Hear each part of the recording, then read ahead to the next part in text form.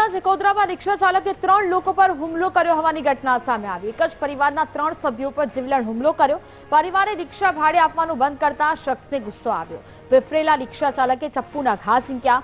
બહારથી આવતી મહિલા પર સ્ટીવન ઉર્ફે સાગર મેકવાને હુમલો કર્યો છે। મહિલાને છોડાવવા આવેલા પતિ અને બહેન પર પણ આ રિક્ષા ચાલક તૂટી પડ્યો હતો। આણંદ ગ્રામ્ય પોલીસે ફરિયાદ નોંધીને આરોપીની શોધખોળ શરૂ કરી છે। સંવાદદાતા ઘનશ્યામ ફોન લાઈન પર જોડાયા છે। ઘનશ્યામ, ચિખોદરામાં રિક્ષા ચાલકે 3 લોકો પર હુમલો કર્યાની ઘટના સામે આવી છે, શું વિગત? ચોક્કસથી સ્ટીવન ઉર્ફે સાગર મેકવાન નામનો એક રિક્ષા ચાલક હતો। તે રિક્ષા ચાલક દ્વારા જે ચિખોદરા ગામમાં રહેતા એક મહિલા ઉપર હુમલો કરવામાં આવ્યો હતો।